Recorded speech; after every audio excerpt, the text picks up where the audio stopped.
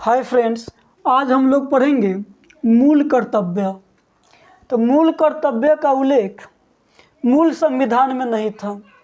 जब संविधान बना उस समय मूल कर्तव्य को संविधान में नहीं जोड़ा गया।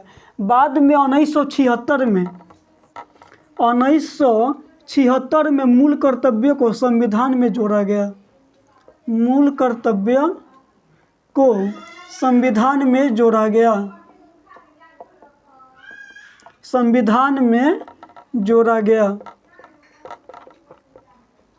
मूल कर्तव्य को संविधान में कब जोड़ा गया? तो 1976 में। ठीक है ना। इसका उल्लेख संविधान में कहाँ है? तो इसका उल्लेख संविधान के भाग 4 में। इसका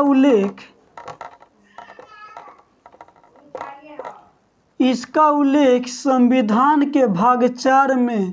संविधान के भाग 4 में अनुच्छेद 51 क में है। अनुच्छेद 51 क में है। इसका उल्लेख कहाँ है? तो इसका उल्लेख संविधान के भाग 4 में अनुच्छेद 51 क में है।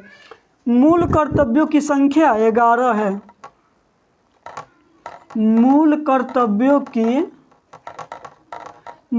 कर्तव्यों की संख्या कितनी है? तो मूल कर्तव्यों की संख्या 11 है। ठीक है। मूल कर्तव्यों की संख्या 11 है। और मूल कर्तव्य भारत के नागरिकों के लिए है। मूल कर्तव्य किसके लिए है? तो मूल कर्तव्य भारत के नागरिकों के लिए, विदेशियों के लिए नहीं है। भारत के नागरिकों के लिए है। ठीक है ना। न कि विदेशियों के लिए, न कि विदेशियों के लिए। विदेशियों के लिए देखिए, कुछ मूल अधिकार विदेशियों के लिए हैं, मूल अधिकार नागरिकों के लिए भी हैं, और कुछ मूल अधिकार विदेशियों के लिए भी हैं। लेकिन मूल कर्तव्य सिर्फ नागरिकों के लिए है, यह विदेशियों के लिए नहीं है। तो अब एक बार फिर से उसको हम रिपीट करा दे रहे हैं। मूल कर्तव्य का मूल संविधान में नहीं था। इसको 1976 में जोड़ा गया और कांग्रेस पार्टी उस समय सरकार में थे। कांग्रेस पार्टी ने घोषणा भी की थी कि मूल कर्तव्यों को संविधान में न जोड़ा जाना एक ऐतिहासिक भूल थी। तो इसको 1976 में जोड़ा गया। इसका उल्लेख कहाँ है? तो इसका उल्लेख भाग 4 में अनुच्छेद 51 क में है। इसको नोट कीजिएगा।